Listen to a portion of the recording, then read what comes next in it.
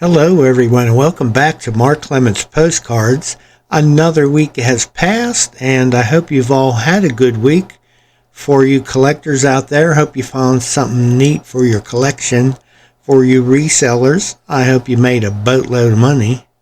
And for other people who may be just tuned in because they're curious why this fat old man is talking about postcards, I hope you had a good week as well. We've had some really cold weather over the past week, but fortunately, over the past couple of days, it has warmed up a little bit. And today, it's a very bright, sunny day, so I had to close the blinds on the windows, which makes it look a little dark in here, but who cares? You don't want to see me anyway, so it doesn't matter. If it were pitch black in here, it would be just as well. But we're here to talk about what sold in my eBay store over the past week, and that's what we're going to do. Ellie and Lucy say hi to you. It's their day off. They're napping, but they want to give you a shout out. And let's take a look at what we did this week. For this week, the 19th through the 25th, we sold $1,095.02. If you happen to see my video last week, you will know that is a marked difference between last week. According to this, we are up 182%. So last week was a really slow week, and this week was really a good week. And I can only explain it like this. eBay is like a roller coaster.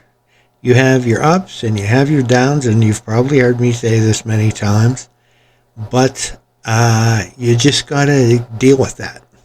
You got to look at the big picture and not focus on the day-to-day or the week-to-week, because that can drive you nuts.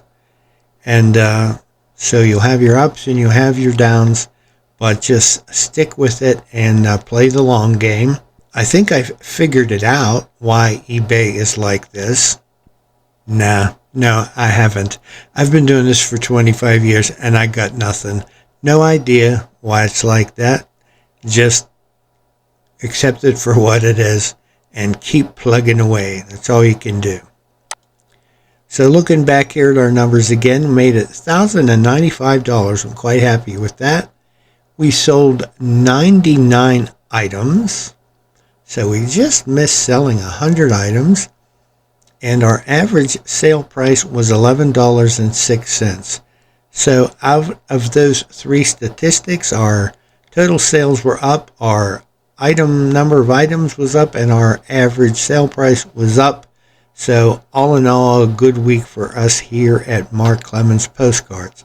Now, let's look at what made up those numbers, or some of what made up that numbers. I am not going to show you 99 postcards because this video is not designed to help you go to sleep.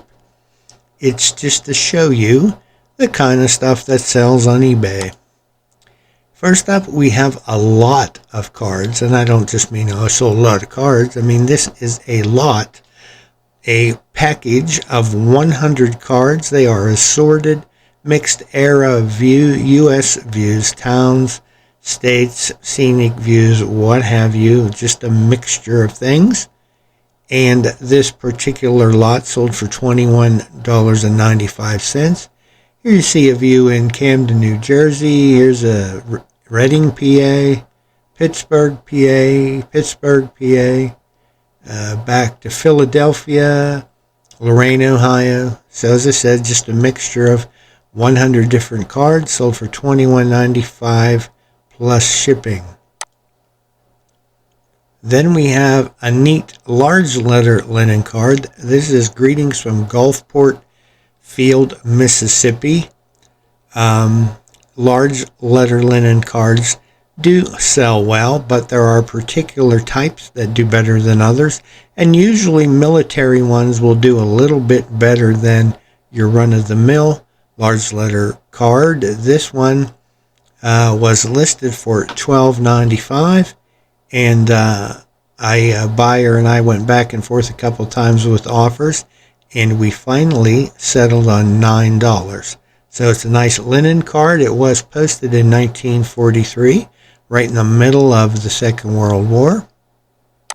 And I hope that the soldier that sent this card made it back home safely. Again, that one was listed for $12.95, took an offer of $9. Here is a view in Lewistown, Pennsylvania. This says Fountain Square, and it's just a standard card, but the camera that took this picture gave it kind of a panoramic type of a look to the scene. You can see it is an undivided back card, and it is not posted. I had another card of the same exact view a few weeks back. The only difference was that card was printed in blue, or it was a cyanotype card, which is printed in a blue ink, so it gave it a blue tint to it. This one was listed for $19.95. I believe I took an offer of $17 on that. I don't remember exactly. Next up, we have something that's not a postcard. These are United States savings stamp albums. I bought some postcards, it's probably 15 years ago. I bought a large lot of postcards at an auction, and these stamp albums were in the box, mixed in among the postcards, and there were quite a bit of them. I had quite a stack of them, probably, 50 to 75 of them, and these are the last of what I had. A buyer came along who was interested in all of them and made me an offer of $3.75. You can see they were listed at $4.95 each. And I had about, I think I had about 11 of these 25-cent albums and about 4 of a 50-cent album, and he bought all of them. So it was around $50, I believe, for all of them. And what these were, you would buy special stamps and put them in this album, and you can see each box has like a number value here. Every time you added a stamp, you were adding 25 cents in value, and when you filled the album, you would have enough money to buy a U.S. savings bond. And so that was a way for people to save money and for the government to raise money by selling savings bonds. And that's what those were. So I am totally sold out of these now, which I'm glad. I've had them for a long time. And this buyer hopefully is happy with his purchase. Next up, we have a buyer who bought two things, both trade cards. This first one says spring on the front. Spring when showers abound. And we can see on the back, it is an ad for hunting and fishing boots. It says the Candy up here, and it shows a boot here. It says hunting and fishing, lightweight and extra light, for sale by Smith & Kroll, Maxitowney, PA. So an interesting Victorian era trade card. That one sold for $4.95. And same buyer bought a second card. This one is Leinbach & Brothers Clothiers in Reading, Pennsylvania. See, it has some pretty flowers there. Nothing on the back, blank back there. That one sold for $4.95, so a total of $9.90 to that buyer for two cards. Here's a ship. This is the steamship State of Ohio, and you can see it's underway there. This is a divided back era card posted in 1909. And that one sold for $5.95.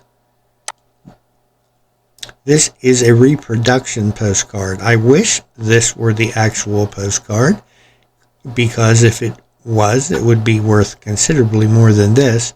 But this is a reproduction. An actual postcard was taken. It was copied. It was slightly enlarged, and then it was laminated on both sides with a heavy plastic. And I didn't make these. I bought these as they are. And I have quite a large collection of them, about 1,500. And I am slowly getting them on eBay. I think I might have about 500 on there now. But they're pretty interesting because they have some the person who made these was a collector who had a very nice collection and some very unusual, hard to find cards. This being one of them. This is E. Bollinger Farm Dairy Wagon, as you can see here. And then you got the name on the side there. E. Bollinger Farm Dairy. And there's the horse team pulling it, and a young man there with it. In Jacobs Creek, Pennsylvania, and Jacobs Creek is a very small town, not too far from here. And so this would be a rare, unusual card to come across normally. And this one sold, because it is just a reproduction, for $5.95. Here we have a card in Carrolltown, Pennsylvania. Again, another small western Pennsylvania town. This is the monument of Father Lemke. And you can see his monument there, kind of predominant in this cemetery. And this is a winter scene. We see snow on the ground.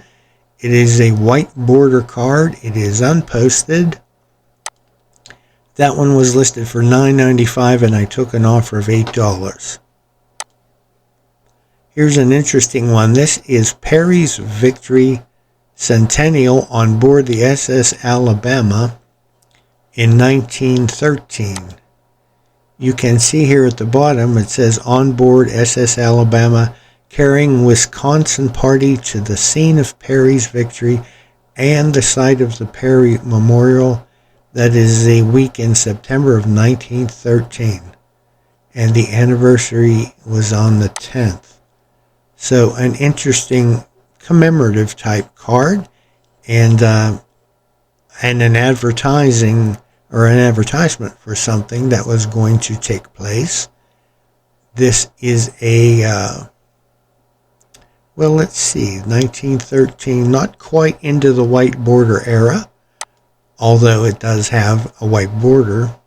It is unused, so we'll call this one a divided back. And this, let's see, this one was listed at $14.95.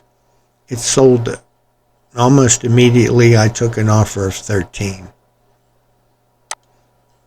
Here's another card that was on eBay only momentarily. This is the Anchor Line steamships Tianesta, India, China, and Japan. You can see all 4 ships are shown here as we go around. And this scene here says the music room on the Tianesta. And this over here says Chapel Rock. I'm not sure what that is, but it is, I hope that's not going to start happening again. This steamship line is featured on here with some nice views and a nice nautical theme with the rope going around everything. It is a private mailing card, which is the era before the undivided back. So this is very, very early 1900s. A nice attractive card, and quit that. It was listed for $19.95, and I took an offer, I believe, on this of $17. Again, it sold very quickly. So did this one. This is a view at Annisquam, Massachusetts. Don't know if I pronounced that right. This is the lighthouse, beach, and cottage there. A divided back card, nice clean condition, unposted. It is kind of a hand-colored view, or it is a hand-colored view, as you can see. And that one was, I got a quick offer on that one. It was listed for $7.95, and I got an offer of $7. Next up, we have a buyer who purchased 2 cards of almost the identical scene. This is a view of steamships Gay Head and Nantucket at the dock in Cottage City, Massachusetts in 1904. This is an undivided back card, and you can see it was posted in 1904. So it's a pretty old one. Don't see that date too often. And there are your ships at the dock. And the little windows is just going to keep popping up no matter how many times I close it. And again, this buyer bought 2. The second one, same dock, slightly different view. Here we have the wharf and the steamer Nantucket. Again, Nantucket did appear in the previous card. I believe that was. Let me see. Yes. So the Nantucket is back at the wharf here. This also being an undivided back card. And this one was posted in 1905. So again, very old, early 1900 card. And I believe Cottage City, Massachusetts, the name has been changed. Dang this thing. Go away. I get the idea. The offer expired.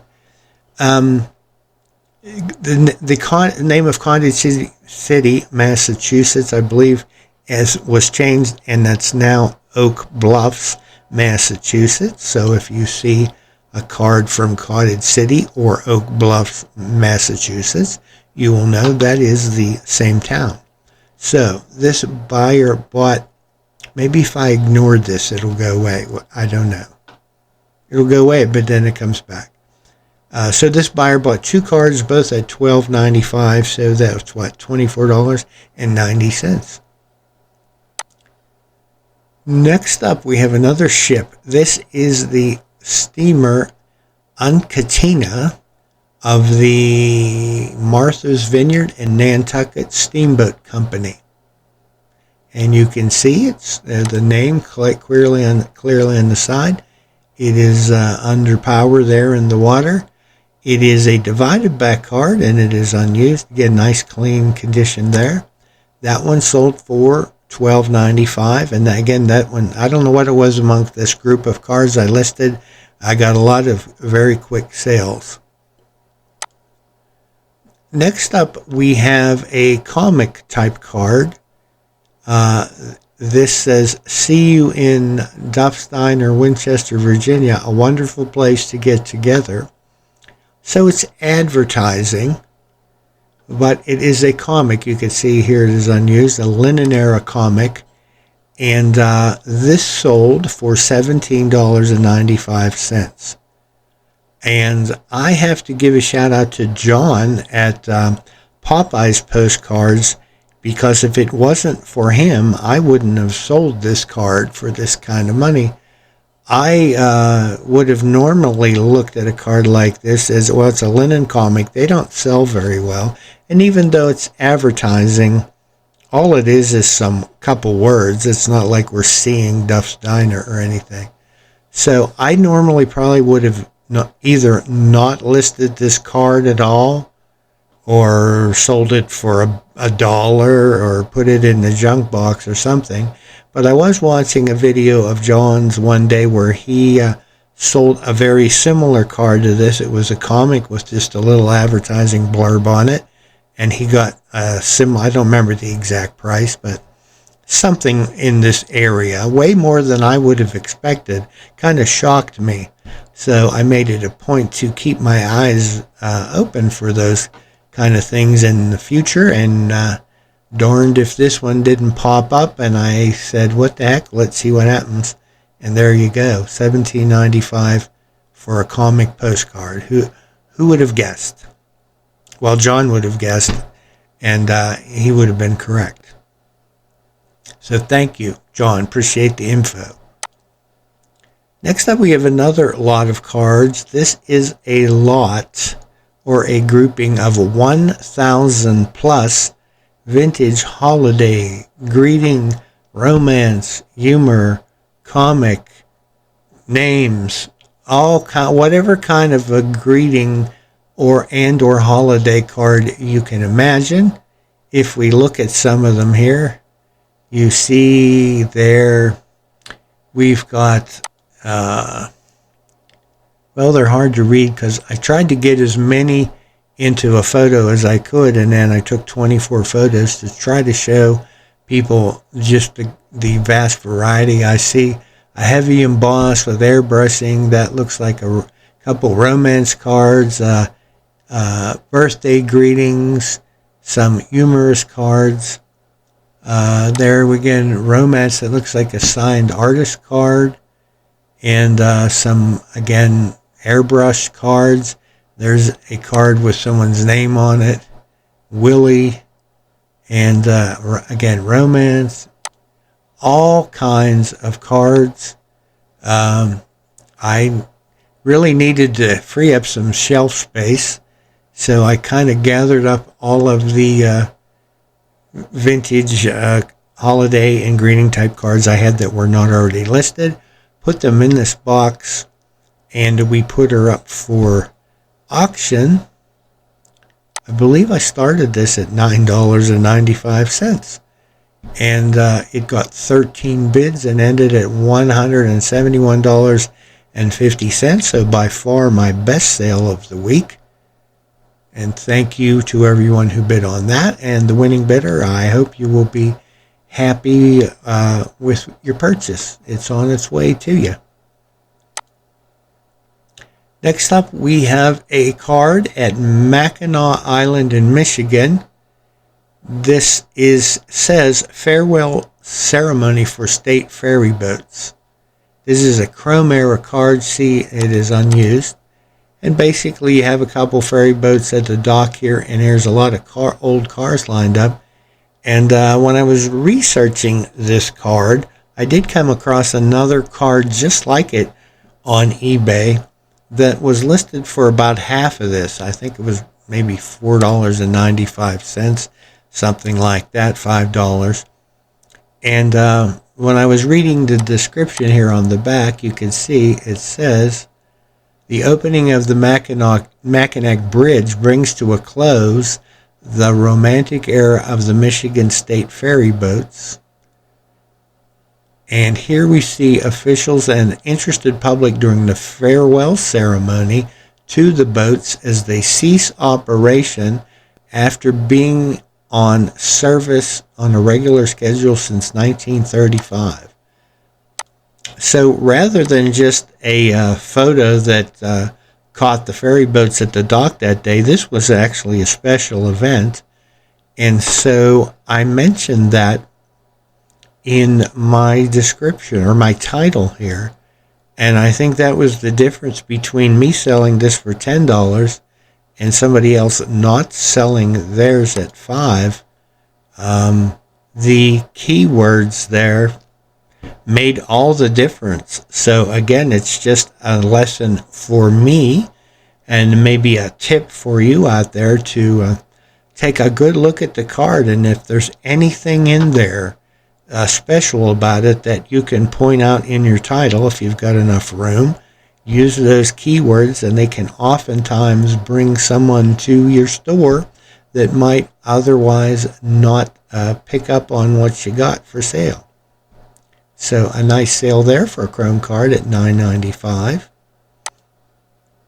Next up is another interesting card. This is American actress Paulette Goddard, and the card is dated or posted in 1949.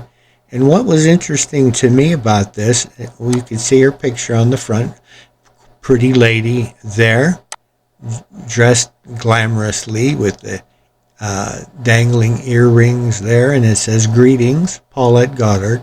Obviously, that's not her actual signature, but just printed. She didn't actually autograph that card. But on the back, the message said, "Greetings from Paulette," and that's in quotes, "Come over to see me soon," but it's signed Ray. And it's addressed to Miss Elaine Hose in Hollywood, California. So I wasn't sure if this actually was sent to someone. Boy, that's getting annoying. If this was actually sent to someone by Paulette, or this was just somebody pulling a gag there. But either way, I thought it interesting. And I guess someone else did too, because it sold for $5.95. Here is a view in East Canterbury, New Hampshire. This is the Shakers Barn and Silos. Shakers are a type of a religious sect, I believe, and I guess there were a lot of them in the Canterbury, New Hampshire area, and they sort of had their own little settlement there, a lot like the Amish do in parts of Pennsylvania, where they tend to cluster and live in small areas, and you'll have multiple families in a small area. So this was the Shakers Barn and Silos. It is a divided back card, unused, sold for $7.95. Here we have some more lots. Now this buyer bought 3 lots. These are lots of postcard folders. And if you've been doing postcards for any amount of time, you know that postcard folders are probably more a nuisance than anything. If you buy any kind of quantity, you're going to get some of them, no doubt. And they don't really sell well. There are some unusual, maybe rare, or some that really have fascinating topics that you can sell for a couple bucks on eBay. But for the most part, they don't sell very well at all. And I had accumulated, from some purchase I've made over the past couple years, accumulated a pile of them. And again, looking to clean up some shelf space. So I put together some lots. This first one is a lot of 63 United States and Canada cities and topics. So here you see Harrisburg, Los Angeles, California, Hawaii, Big Bear Lake, Hawaii, San Francisco, Boulder Dam, Pikes Peak, Royal Gorge, Denver, Colorado, Mount Vernon, that kind of thing, Cape Canaveral, Colorado, Lookout Mountain, and on, just various tourist areas, tourist scenes, Baltimore, and such, so on. So we had 63 in that particular lot. I started it at $1, got 15 bids, more than I would have expected, more interest than I thought there might be, and that ended at $23.95. Again, same buyer, 3 lots. Next one to the same buyer, again, 63 lots, Canada, or U.S. and Canada, so a similar mix as the first one. Again, started at $1, got 12 bids, ended at $23.95. And the last one is a lot of 59 U.S. and Canada, so that was a couple less, but not too much.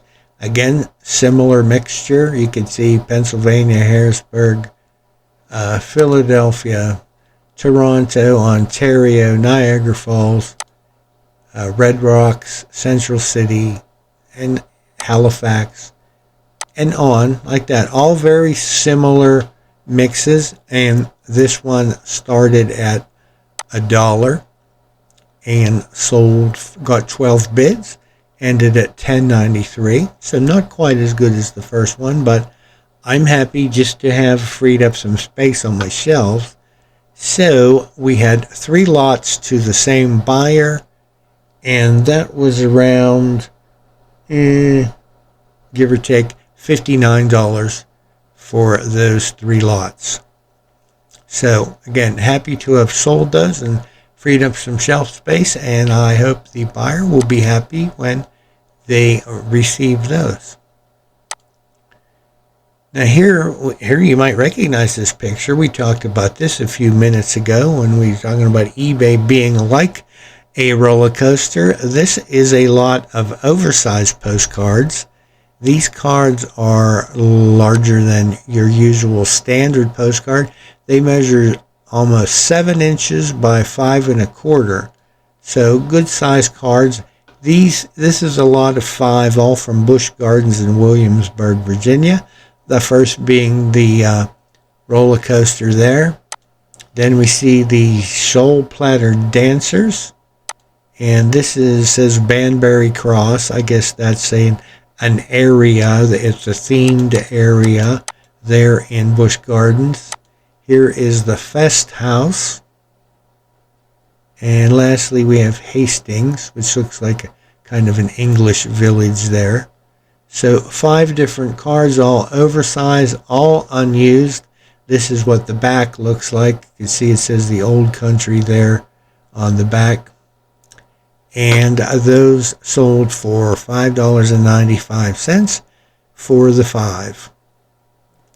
Again, oversized postcards can be hard to sell. So if you have something, I had 5 of these, so I have all of the same topic. I think that makes it a little bit more interesting than just one card. So if you may have some odd size postcards, but you can find something unusual or interesting about them, or you have some that are similar of the same thing, you might want to give it a try putting those together in lots. Next up, we have an airplane. This is a Learjet Model 24 business aircraft, and it has a cruise speed of 540 miles an hour back in 1969. It is a chrome era card, and you can see it is used. And on the back, they're correcting the registration number for a plane. And not sure what that's all about, but that is important to have the correct registration number. And that card sold for $7.95. Here we have the Sleepy Hollow Restaurant and Inn on the Lincoln Highway in Ligonier, Pennsylvania. This is actually between Latrobe and Ligonier, Pennsylvania. This was a famous spot on the Lincoln Highway. This is a Linonaire card. You can see it is unused. And this building actually burnt to the ground about, I don't know, it might be 15, 20 years ago now. And then somebody rebuilt it to look exactly like the original building, and they were going to open it back up again. But for one reason or another, that never happened, and that building has been sitting there empty ever since. So this original building is gone, burnt to the ground, but there is a replica sitting in its place. So if you'd like to open a restaurant or something, I think you could probably make a deal on this. This card was originally listed for $9.95, and I took an offer of $7.50. Here's an interesting one. This is the Ocala House in Ocala, Florida.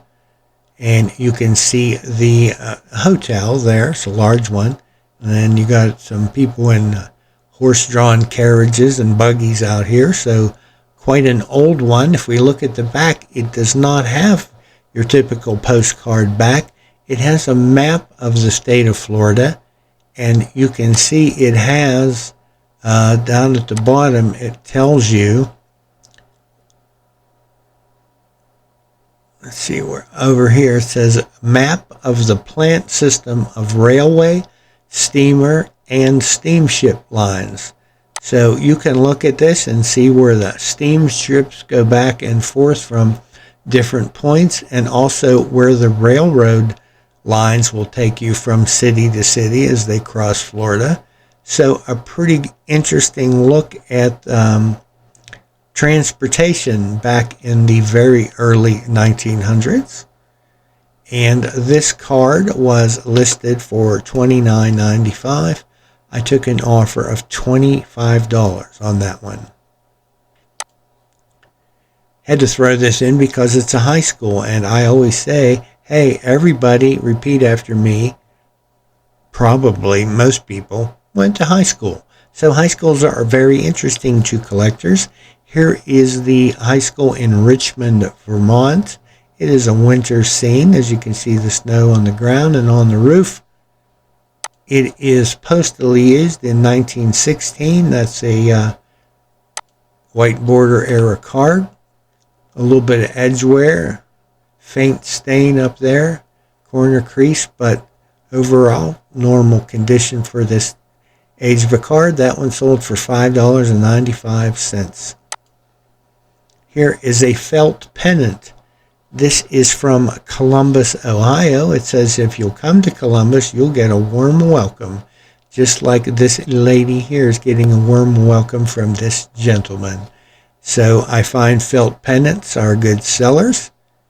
This one was posted in 1912,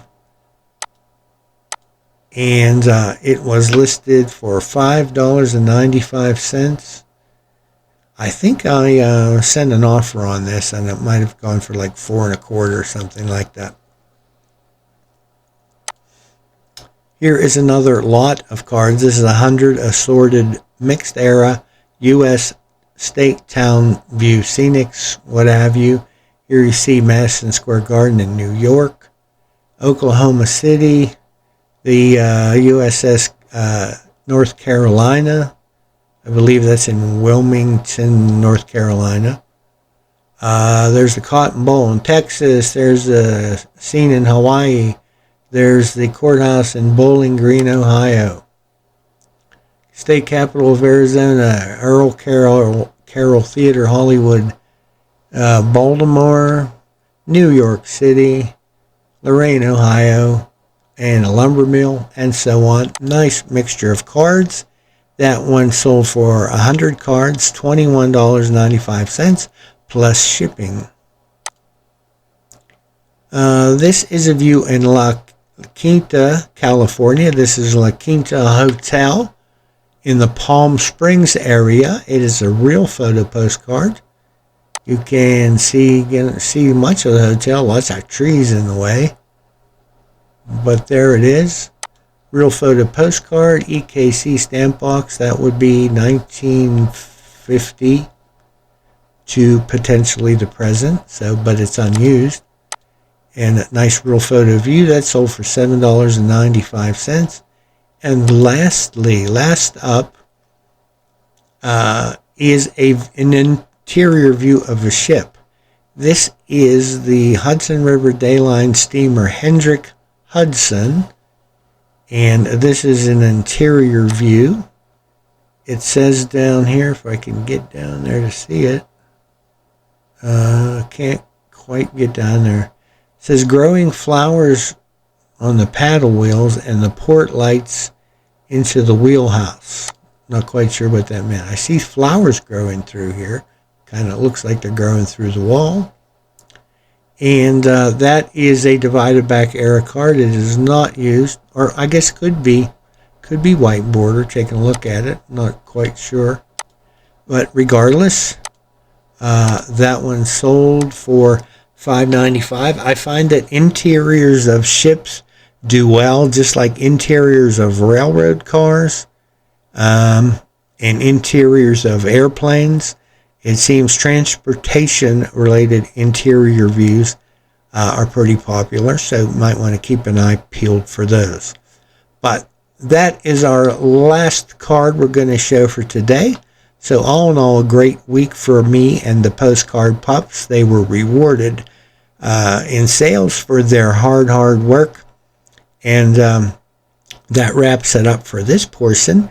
And now we're going to resume our journey on the Lincoln Highway.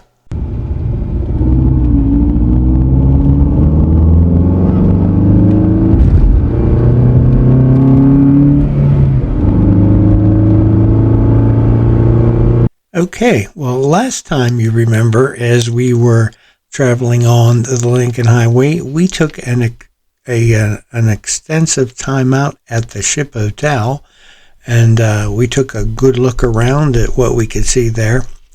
And also, we saw the demise of the hotel, and that there is really not much of a trace of it left at that spot anymore. And that's a little bit sad for those of us who remember that landmark so well and maybe visited there as kids or even as adults. But time marches on, I guess. So as we continue our journey, as we leave the lookout where the ship hotel used to exist, we head down the mountain further, and this particular postcard view that we're looking here would have been kind of the similar to the view we would have seen back in the day going down the mountain before the road was widened a little bit.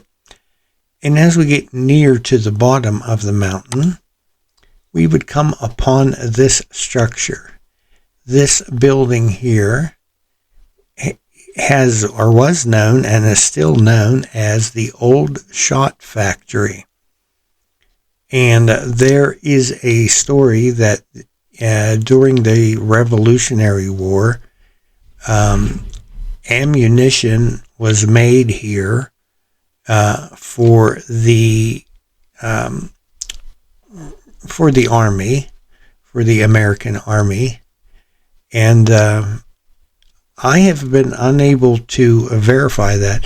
It seems like that might be just a rumor or a legend that grew up somehow, but I could find no evidence that that is actually what took place there. Yet it is known as the Old Shot Factory. Everybody knows it by that name, and so that's what we're going to have to call it. But we are approaching it as we come down the mountain, and if we, you can see some cars parked off here to the side. If we were to pull over here and look back at it from this angle, we would get a better view of it. Here you see it, and there's a little parking area over here.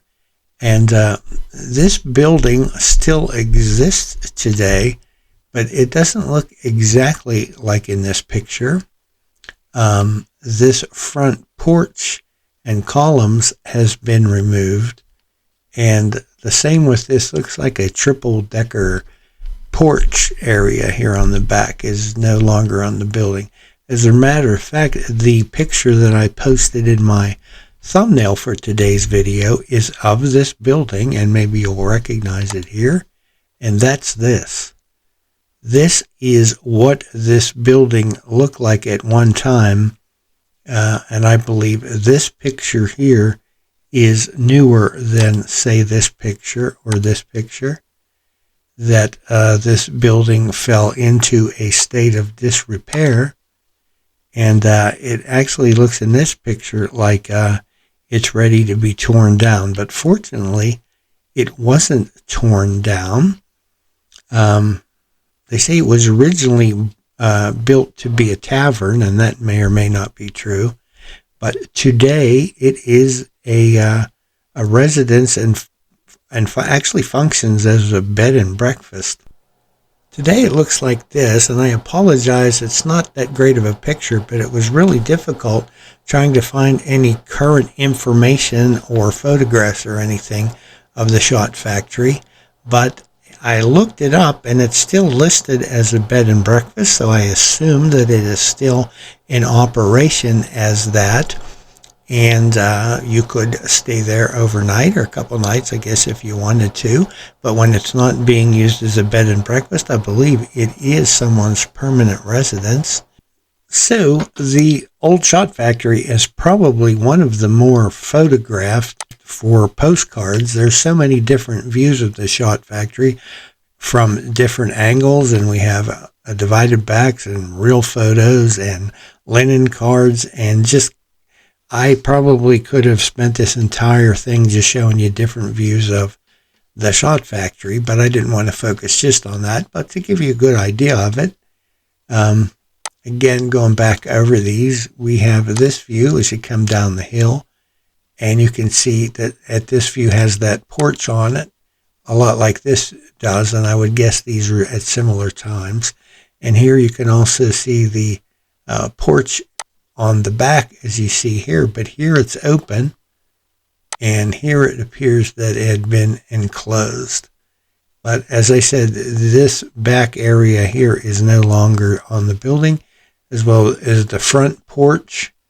It had deteriorated to a state like this, and today it looks like this.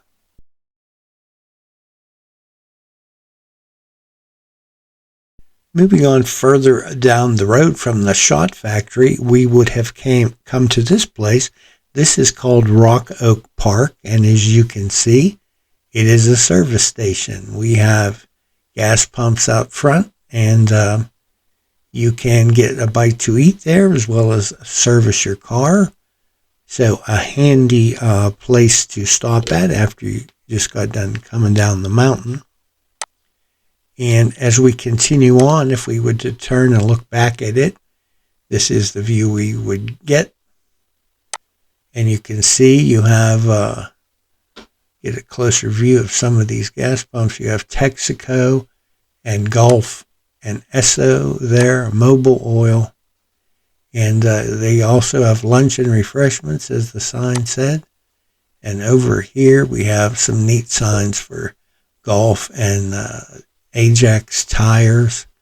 So a very neat roadside place. This would be a nice card. Both of these, this one as well as this one, would both be nice to have had in our gas station. The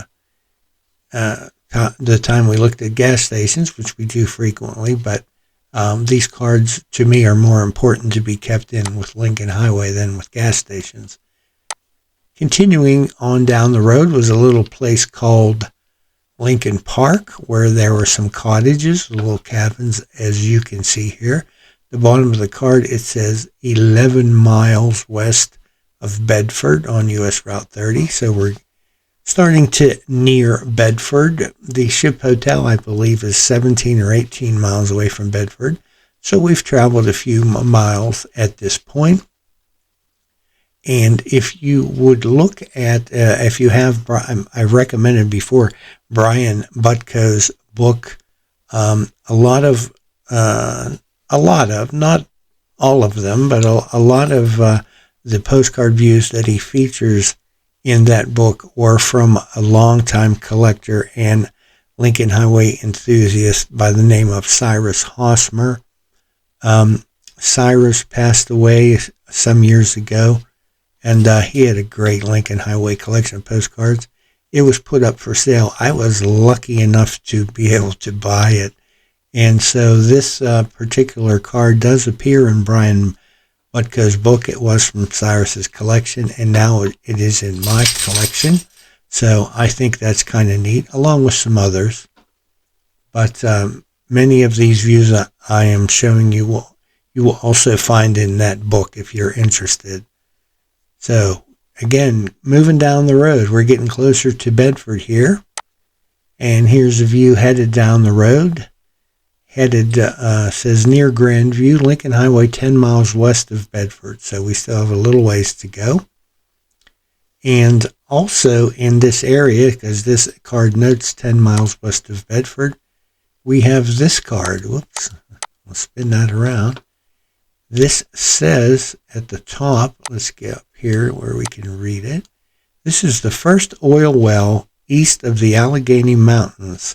Oil struck on October 11th, 1921, 10 miles west of Hoffman's Hotel, Bedford, PA. So this oil well here, as we back out, we can see it a little bit better, and is somewhere in the vicinity of this card, because this is 10 miles from Bedford. So somewhere around this area here, in 1921, we would have this oil well. And as it says, first oil well east of the Allegheny Mountains. So that's kind of interesting. Continuing on here, we're approaching Shellsburg, first little village town we would come to. after the Ship Hotel and the Shot Factory back there. And this is a view coming into town, real photo view. Here is a view of Main Street looking west. So if we came into town and turned around back from the way we came, we'd be looking here. You can see this kind of you saw these a lot in early 1900 cars, kind of a welcome arch, or maybe some kind of event was taking place, or perhaps this was just normally what they kept it here. I don't know if this was for something specific or not. Another view on Main Street here, we could see pretty laid-back lifestyle here. There's a couple gentlemen standing out on the street, and we got a dog just laying there in the dirt street because he doesn't have to worry about a lot of automobile traffic at the time of this picture. I guess there wasn't a whole lot of it. You can see that's a dirt street. So everybody there, maybe a car passing through with something you don't see that often. But definitely a small, casual, laid-back town here. Continuing on, here's some more buildings in Shelburne. If we look here to the left, you can make out a sign above the door. This is the post office. And this, a lot of things sitting out here. This could be like a general store. I'm not sure, but that it gives that appearance. So there's a few of the buildings in town in Shelburne. This is an interesting card. It has no writing on the front to identify it, but from the postmark on the back, it was mailed from Shelburne, and it does have a name on the back, which also appears here. This is the town blacksmith, and apparently this card was sent by him. Yeah, the card was postmarked from Shelburne to Cantner, which is another small town in Somerset County. And it was, let's see, the initials here are BB. Beagle, or Beagle was the name of the blacksmith in Shelburne. And here's another one, a little bit more information on the back of this card. It says, compliments of W.J. Beagle, September 1908 for the Shelburne Centennial.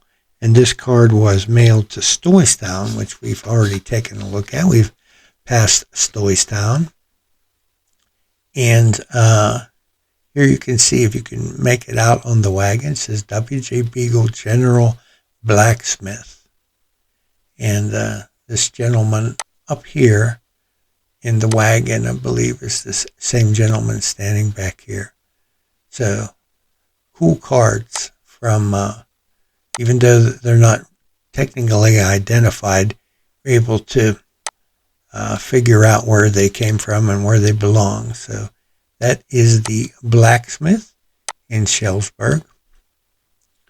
Also, moving on here in Shelburne, this is the Western Hotel. Built in 1797 in Shelburne. There you can see, even has the name on the side of the building up here. And we have a horse-drawn wagon out front. That was the common mode of travel then. It looks to be a white border card. Yes, it is. It was posted in 1916. So not a lot of automobile traffic going through town there. As you can see, again, just the dirt streets.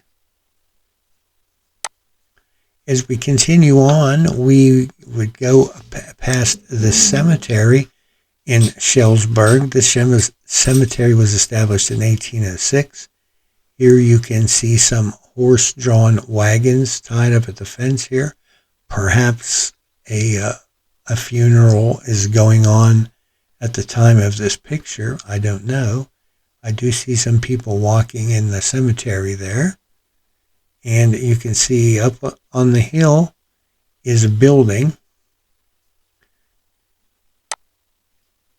And you can see the dates 1806 to 1906 on it. get a better look at these wagons. There's a lot of them tied up at the fence, and you can see the people, quite a crowd of people over here to the left in the cemetery, so I'm not quite sure what's going on. Perhaps that was Memorial Day or something like that. I don't know. But next picture here, you will see the building up on the hill there in a little bit more detail. This is the old historical church in the cemetery at Schellsburg. You can see again it says built 1806. This is a real photo view of it. And you see some of the tombstones there around there. A more common view that perhaps you would see, because this card is very common, is a more modern era chrome card. And you can see the building has had the siding removed. Here it had siding on it, and here it's been removed, and you see that it was actually a log building, but there had been siding applied, as you can still see siding up here in the gable. But they removed it on the building and kind of restored it back to the log structure that it was originally. So that's kind of a landmark in the little town of Schellsburg. Continuing on the way, as we leave town, we would come to a place called Shawnee Lake State Park along the Lincoln Highway in Schellsburg. That's a popular place to go in the summertime. There is a lake there, so they had swimming and boating. And here you see the entrance to the boat landing and parking ground. This is a linen era card. And here you see the bathing beach at Shawnee Lake State Park. Quite a pretty nice large beach there. Really crowded this day. And you can see the people in the water. And I see some floats out here that kind of marking off, do not go past this point. Perhaps the water's too deep or too dangerous out there. So stay between the beach and here and you'll be all right. Again, a linen card. And as we continue on, we would see this fellow standing along the side of the road, calling us to come into Storyland.